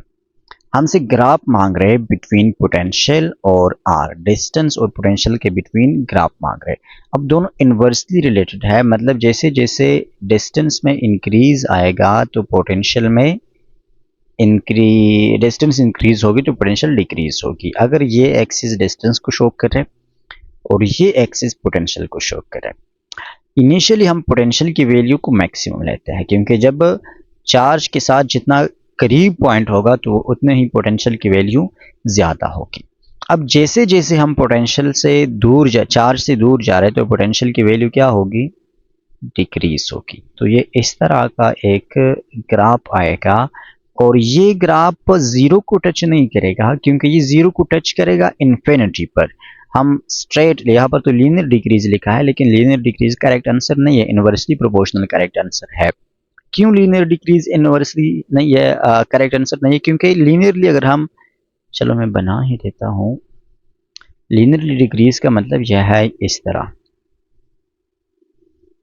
तो ये क्या होगा, ये इस जीरो पॉइंट को टच करेगा किसी नाउन डिस्टेंस पर। तो नाउन डिस्टेंस पर पोटेंशियल की वैल्यू कभी भी जीरो नहीं होगी, पोटेंशियल की वैल्यू अननोन डिस्टेंस पर होगी, अननोन का मतलब इन्फिनिटी पर होगी। तो इस वजह से ये ब्लू वाला कलर ये करेक्ट नहीं है पोटेंशियल वर्सेस डिस्टेंस का graph. Correct is this one कि ये जीरो को ये कभी टच नहीं करेगा। अब दूसरा भी एक वैल्यू है electric field at a point के Q divided by R square. तो इन दोनों के ग्राफ्स में डिफरेंस कैसे होगा, ये भी डिस्टेंस है और ये इलेक्ट्रिक फील्ड है। तो इलेक्ट्रिक फील्ड के लिए भी डिक्रीज आएगा डिस्टेंस के साथ, लेकिन इसमें बहुत डिक्रीज आएगा इस तरह से, ठीक है, सडन डिक्रीज आप इसको कह सकते हैं, क्योंकि इलेक्ट्रिक फील्ड के फॉर्मूला में आर के ऊपर स्क्वायर है। तो स्क्वायर का मतलब है कि डिस्टेंस में थोड़ा सा इंक्रीज हो, इलेक्ट्रिक फील्ड में ज्यादा डिक्रीज आएगा। और पोटेंशियल में स्क्वायर नहीं है, तो थोड़ा सा भी डिस्टेंस इंक्रीज हो उस हिसाब से पोटेंशियल में डिक्रीज आएगा। तो दोनों ग्राफ्स में डिफरेंस को जरा देखें कि पोटेंशियल में थोड़ा थोड़ा डिक्रीज आ रहा है पोटेंशियल में, और फील्ड वाले में जल्दी बहुत ज्यादा डिक्रीज आ रहा है। ये इन दोनों ग्राफ्स में डिफरेंस है। 15 नंबर क्वेश्चन को स्टडी करते हैं, फिर उसके बाद electric potential energy. A 1 microcoulomb charge is moved in an electric field from a point where potential is 20 volt to 10 volt. The work done by the field is, again work done by the field, तो हम formula use करेंगे minus Q into del V. अब charge की value हमें known है, given है 1 microcoulomb है, तो हम सिंपली इसको पुट कर देंगे माइनस 1 माइक्रोकूलम का मतलब है 1 मल्टीप्लाई 10 पावर माइनस 6 कूलम, और चेंज इन पोटेंशियल कितना है, फ्रॉम 20 टू 10 है, तो 20 टू 10 का मतलब 10 वोल्ट यहाँ पर चेंज है। तो सिंपली इसको मल्टीप्लाई करें माइनस 10 माइक्रो और कूलम, और इसको मल्टीप्लाई करने से क्या आता है, जॉल आएगा। वर्क डन को ही हम पॉइंट कर रहे, तो this will be equal to minus 10 micro joule. ये इलेक्ट्रिक फील्ड नहीं, या एनर्जी है या वर्क है। Okay, so this is work actually. तो work is equal to minus 10 micro जॉल।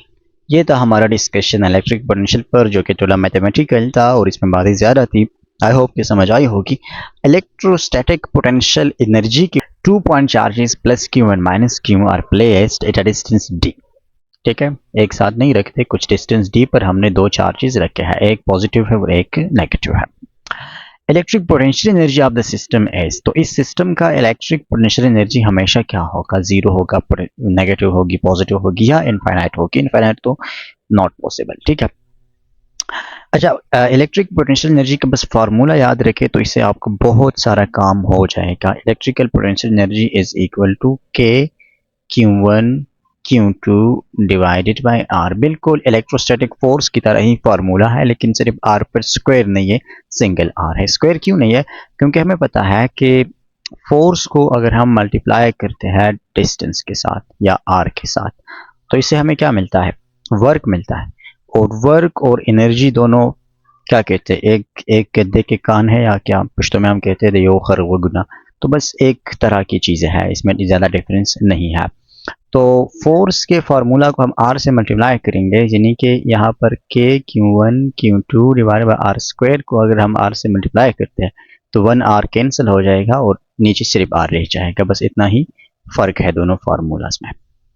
अब इस फार्मूला में देखिए, अगर एक क्यू को हम पॉजिटिव पुट करें, दूसरे को नेगेटिव पुट करें, तो ओवरऑल आंसर क्या आएगा, नेगेटिव आएगा। तो इट मींस कि जब भी अनलाइक चार्जेस हो, एक पॉजिटिव एक नेगेटिव हो, तो पोटेंशियल एनर्जी की वैल्यू हमेशा हमेशा के लिए नेगेटिव आएगी। अब नेगेटिव एनर्जी का मतलब क्या है, थोड़ा सा डीप जाता है। एनर्जी तो हमें पता है कि एक स्केलर क्वांटिटी है, तो स्केलर क्वांटिटी तो हमेशा पॉजिटिव होती है। नेगेटिव एनर्जी का मतलब क्या है, नेगेटिव एनर्जी का मतलब यहाँ पर यह है कि ये दोनों चार्जेस खुद ब खुद एक दूसरे की तरफ जाएंगे, यानी जो सिस्टम है हमारा वो अट्रैक्टिव सिस्टम है। यहाँ पर दोनों चार्जेस एक दूसरे की तरफ खुद जाएगी, इस पर किसी एक्सटर्नल फोर्स की जरूरत नहीं होगी। इस वजह से हम कहते हैं कि यहाँ पर पोटेंशियल एनर्जी सिस्टम की वो नेगेटिव होगी। तो ये इसका मतलब है। क्वेश्चन नंबर 2 है, Which of the following does not affect the electric potential energy between two charges? दो चार्जेस के दरमियान पोटेंशियल एनर्जी पर किस चीज़ का कोई इफेक्ट नहीं है। तो फार्मूला अभी हमने पढ़ा, फार्मूला में तीन चीज़ें हैं, यानी कि तीन चीज़ें पोटेंशियल एनर्जी को इफेक्ट करती है। सबसे पहले फार्मूला में K है और के हमें शो करता है मीडियम के प्रॉपर्टीज को। और कौन से प्रॉपर्टीज? डाइलेक्ट्रिक प्रॉपर्टीज या परमिटिविटी जिसको हम कहते हैं। तो मीडियम इफेक्ट करता है पोटेंशियल एनर्जी को। दूसरे नंबर पर क्यू है, क्यू मतलब चार्ज। तो जो चार्ज इटसेल्फ है यानी मैग्नीट्यूड ऑफ चार्जेस है तो वो भी पोटेंशियल एनर्जी को इफेक्ट करती है। और तीसरे नंबर पर फॉर्मूला में है आर, आर का मतलब है डिस्टेंस। तो चार्जेस के बिटवीन डिस्टेंस, ये तीन क्वांटिटीज पोटेंशियल एनर्जी को इफेक्ट करती है, इनके अलावा कोई भी क्वांटिटी इसको इफेक्ट नहीं करती। तो ऑप्शन ए मीडियम बिल्कुल इफेक्ट करती है, मैग्नीट्यूड ऑफ चार्जेस भी इफेक्ट करती है, शेप ऑफ चार्जेस का यहाँ पर कोई जिक्र नहीं है। बाकी तो भाई हम तुम्हारा शक्ल जैसा भी हो हमें उससे कोई काम नहीं है, ठीक है। एज फार एज इसका जो मैग्नीट्यूड है वो उसमें फर्क ना हो, तो शेप कोई इफेक्ट नहीं करता। नेक्स्ट है electric potential energy is defined as, definition हमसे पूछा है, ये पहले होना चाहिए था बट एनी हाउ। तो इलेक्ट्रिक पोटेंशियल एनर्जी हम उस एनर्जी को कहते हैं कि suppose this is a positive charge, तो इस चार्ज के अराउंड होता है एक फील्ड जिसको हम कहते हैं इलेक्ट्रिक फील्ड, यानी कि वो रीजन जहां पर इस चार्ज का फोर्स दूसरा चार्ज एक्सपीरियंस करेगा। अब इन्फिनिटी हम उस पॉइंट को कहते हैं जहां पर इस चार्ज का फील्ड नहीं है, बिल्कुल इसका फील्ड जीरो है, वहां पर उस पॉइंट को हम इन्फिनिटी कहते हैं। और प्रैक्टिकली या फिजिकली ये कोई पॉइंट नहीं है, ये इलेक्ट्रिक फील्ड एक इनफाइनाइट फील्ड होती है, तो ये ख़त्म नहीं होता कभी, बस ये जस्ट थ्योरेटिकल कंसेप्ट है। तो यहाँ पर अगर हम कोई टेस्ट चार्ज रखते हैं इन्फिनिटी पर, इन्फिनिटी का मतलब ये नहीं होता कि बहुत दूर, इन्फिनिटी का मतलब वो पॉइंट जहां पर इस चार्ज का फील्ड नहीं है, फील्ड जीरो है। अब हमने इसको एंटर करना है फील्ड के अंदर, तो फील्ड के अंदर इसको एंटर करने के लिए हमें रिक्वायर्ड होगा वर्क डन, और वो वर्क डन इस चार्ज में स्टोर होगा एज पोटेंशियल एनर्जी। इसी एनर्जी को हम कहते हैं इलेक्ट्रिकल पोटेंशियल एनर्जी। के इन्फिनिटी से हम एक चार्ज को लाते हैं इलेक्ट्रिक फील्ड के अंदर किसी भी पॉइंट पर, किसी भी पॉइंट पर, तो उस वर्क डन को या उस एनर्जी को हम कहते हैं इलेक्ट्रिकल पोटेंशियल एनर्जी, जो कि ऑप्शन भी है, work done in bringing a charge from infinity to a point in electric field. इसमें सी ऑप्शन को थोड़ा देखें, work done in moving a charge from one point to another. अब इसका मतलब है कि फील्ड के अंदर ही अगर हम एक चार्ज को एक पॉइंट से दूसरे पॉइंट तक मूव करते हैं तो यहाँ पर भी वर्क डन होगा, यहाँ पर भी पोटेंशियल एनर्जी स्टोर होगी, बस इसको हम कहते हैं पोटेंशियल डिफरेंस, इसको हम इलेक्ट्रिक पोटेंशियल एनर्जी नहीं कहते। तो ये इन दोनों में डिफरेंस है। आगे जाते हैं। If two positive charges are placed close to each other, the potential energy is always positive। ठीक है, सेम चार्जेस है तो सेम चार्जेस की पोटेंशियल एनर्जी पॉजिटिव, और पॉजिटिव पोटेंशियल एनर्जी का गेन मतलब यह है कि सिस्टम एट सेल्फ खुद को रिफिल करेगा। नेक्स्ट है the electric potential energy of a system of two charges increases. Electrical potential energy system का कब इंक्रीज होगा? तो electric potential energy is directly related to K, directly related to Q1 Q2 but inversely related to distance. तो जब भी distance decrease होगी electric potential energy increase होगी। तो what is option C, distance between unlike charges decreases. जितने ही charge एक दूसरे से दूर जाएंगे तो उतना ही उनके दरमियान एनर्जी क्या होगी, वो इंक्रीज होगी, क्योंकि एनर्जी के साथ इसका या डिस्टेंस के साथ एनर्जी का इनवर्स रिलेशन है। वैसे इसका मतलब क्या है, थोड़ा लॉजिकली भी सोचते हैं ना, जब चार्जेस एक दूसरे से दूर हो तो उतना ही उनके बिटवीन पोटेंशियल एनर्जी ज़्यादा है। क्या मतलब है इसका? इसका मतलब यह है कि उनको करीब लाने में ज़्यादा एनर्जी रिक्वायर्ड होगी, ज़्यादा वर्क डन रिक्वायर्ड होगा, तो उस वजह से इनके बिटवीन पोटेंशियल एनर्जी भी ज़्यादा है। यानी हमें जितने चार्जेस दूर हो एक दूसरे से और उनको हम करीब लाते हैं, क्लोज लाते हैं, तो ज़्यादा वर्क डन की ज़रूरत होगी, ज़्यादा एनर्जी की ज़रूरत होगी, और वो एनर्जी कहाँ पे जाती है, उस सिस्टम के अंदर ही स्टोर होती है, जिसको हम इलेक्ट्रिक पोटेंशियल एनर्जी कहते हैं। तो लॉजिकली सोचा करें, फिर कंसेप्ट में इंशाल्लाह मसला नहीं होगा। Unit of electric potential energy by जॉल है, जहां पर भी एनर्जी होगी तो उसका यूनिट जॉल नहीं होगा। If the electric potential energy at a point is 12 volt, what is this, electric potential at a point, sorry potential energy नहीं है, पोटेंशियल अगर एक पॉइंट पर 12 वोल्ट है और चार्ज 3 माइक्रोकूलम है तो पोटेंशियल एनर्जी को फाइंड करना है। पोटेंशियल का हमें पता है कि electric potential is potential energy per unit charge. अब हमें पोटेंशियल एनर्जी को फाइंड करना है, तो potential energy is equal to charge multiply by potential difference.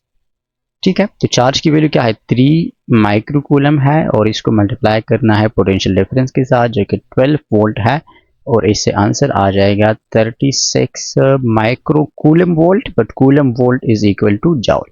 तो यहाँ से आप ये रिलेशन भी निकाल सकते हैं कि 1 joule is equal to coulomb volt, ये भी आपसे पूछा जा सकता है। Answer is 36 micro joule. आगे है when a positive charge is moved against the electric field the potential energy increases। जब भी हम किसी चार्ज पार्टिकल को अगेंस्ट द फील्ड पुश करते हैं, फॉर एग्जांपल ये पॉजिटिव चार्ज है और इसका फील्ड होगा हमेशा आउटवर्ड।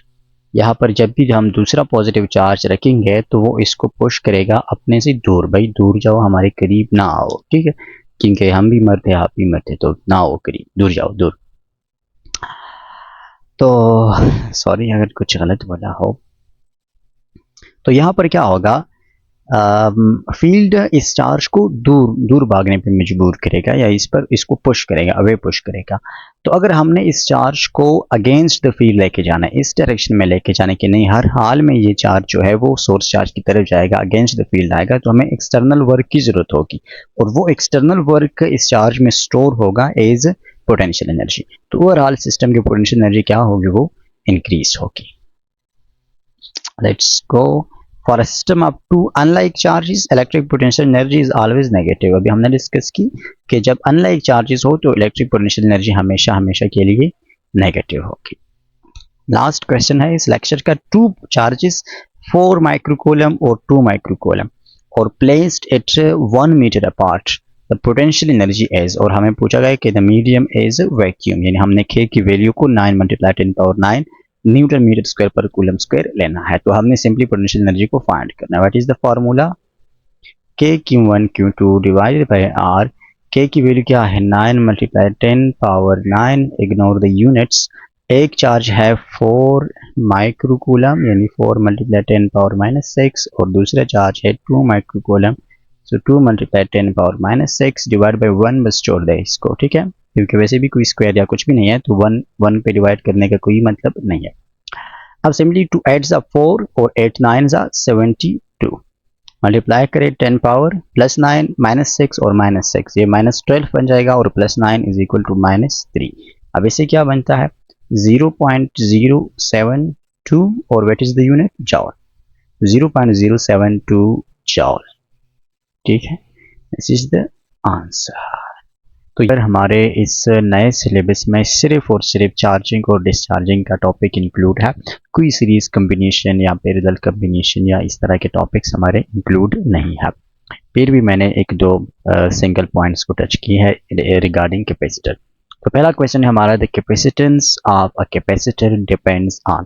कैपेसिटेंस कैपेसिटर की उस प्रॉपर्टी को कहते हैं कि वो कितने चार्ज को स्टोर करेगा, यानी कैपेसिटर का काम क्या है, इलेक्ट्रिक चार्ज या इलेक्ट्रिक एनर्जी को स्टोर करना, और कैपेसिटर के इसी प्रॉपर्टी को हम कैपेसिटेंस कहते हैं, या इसी प्रॉपर्टी को जब हम मैथमेटिकली जिस क्वांटिटी से रिप्रेजेंट करते हैं तो कैपेसिटेंस है। और कैपेसिटेंस का फार्मूला होता है C is equal to ε0 A divided by T। इसमें ε0 मीडियम को रिप्रेजेंट करता है, भी सिर्फ एप्सिलॉन लिखा है क्योंकि मीडियम कुछ भी हो सकता है, अगर एयर हो तो फिर हम इसके साथ नॉट लगाते हैं। ए जो कैपेसिटर के प्लेट्स है, कैपेसिटर में 2 प्लेट्स होते हैं पैरेलल, अगर पैरेलल प्लेट्स कैपेसिटर्स है तो इन प्लेट्स का एरिया है कि इसका सरफेस एरिया कितना है, और डी इन दोनों प्लेट्स के बिटवीन डिस्टेंस है। तो हमें कहते हैं कि कैपेसिटेंस किन चीज़ों पर डिपेंड करता है। तो लेट्स सी, क्या चार्ज स्टोर पर डिपेंड करता है, बिल्कुल भी नहीं। रिमेंबर कैपेसिटेंस सिर्फ कैपेसिटर की प्रॉपर्टी है, तो वो कैपेसिटर के डिज़ाइन पे डिपेंड करेगा कि उसका डिज़ाइन कैसे है, उसका एरिया कितना है, उसका डिस्टेंस कितना है, या उनके प्लेट्स के बिटवीन जो मीडियम है वो क्या है। बाहर के किसी भी प्रॉपर्टी पे ये डिपेंड नहीं करेगा, पोटेंशियल डिफरेंस पर भी डिपेंड नहीं करता, सिर्फ और सिर्फ ज्योमेट्री और डाइलेक्ट्रिक मीडियम, इन दो चीज़ों पर डिपेंड करते हैं, ना करंट पर डिपेंड करते हैं, ना वोल्टेज पर, ना ही चार्ज पर। गो के कैपेसिटेंस के कुछ फार्मूलाज में आपको क्यू वी या आई के टर्म्स मिल जाएंगे, लेकिन ये इन पर डिपेंड नहीं करता, और यही एक टेक्निकल पॉइंट होता है इस फार्मूले में।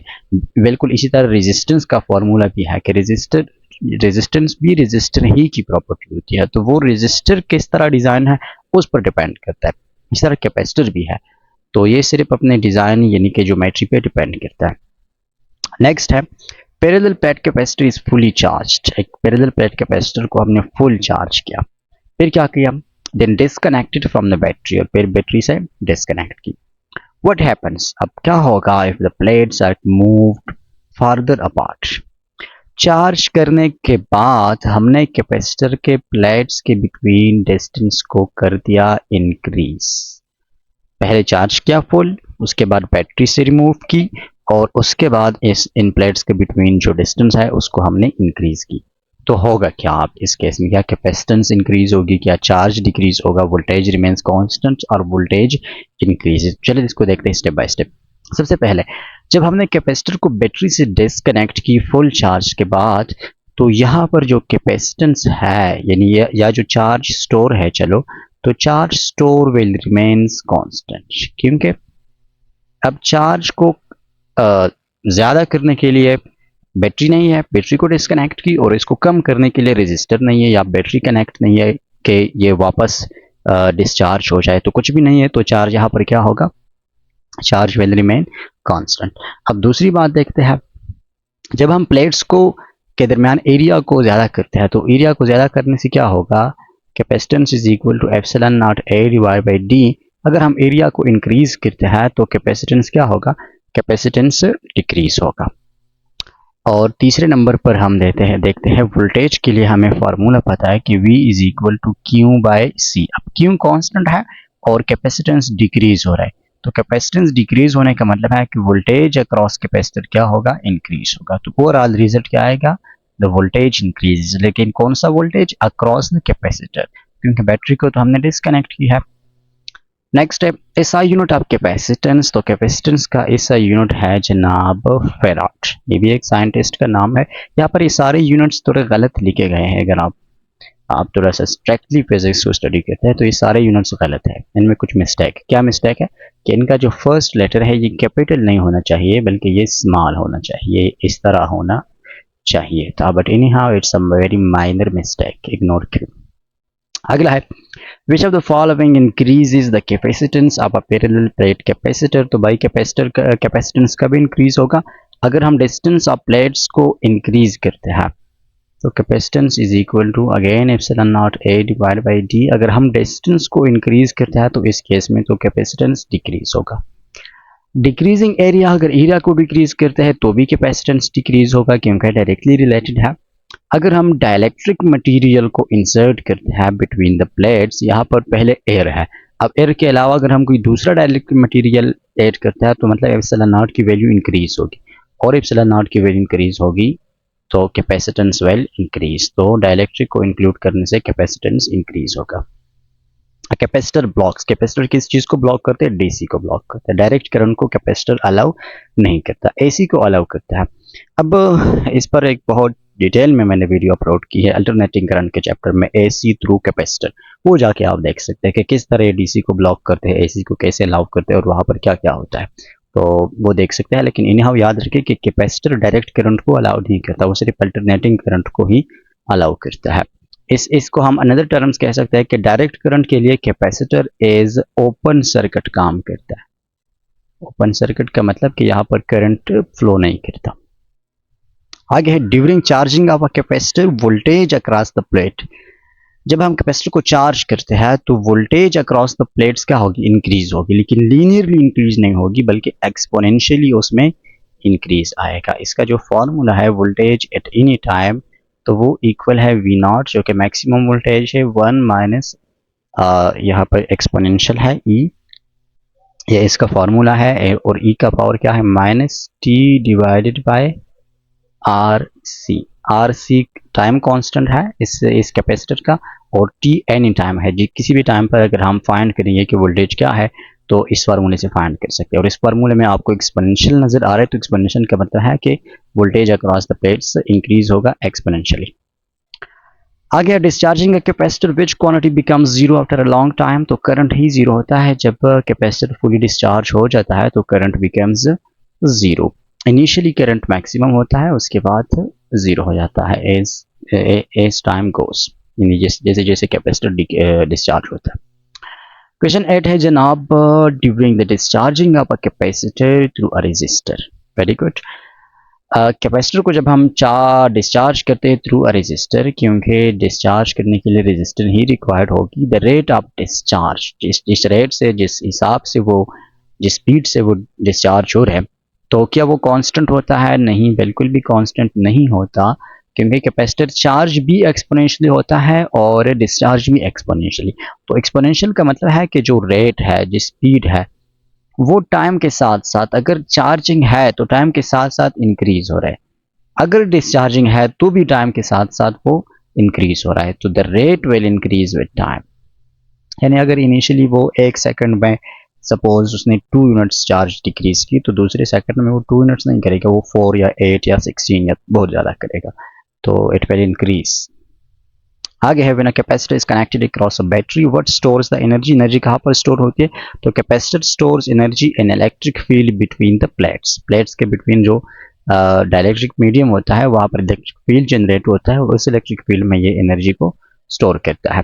Energy store in capacitor is equal to Q square divide by 2c। ये एनर्जी स्टोर की फार्मूला है कि एक कैपेसिटर कितना ही एनर्जी स्टोर कर सकता है। तो उसके लिए डिफरेंट फार्मूलाज है। एक फार्मूला उसमें है Q square divide by 2c या हाफ क्यू स्क्वायर बाई सी भी आप कह सकते हैं। दूसरा फार्मूला भी है इसके लिए, हाफ सी वी स्क्वायर, और एक तीसरा फार्मूला भी है इस एनर्जी के लिए, that is half Q V. तो ये सारे फार्मूलाज आप यूज कर सकते हैं for finding the energy stored in capacitor.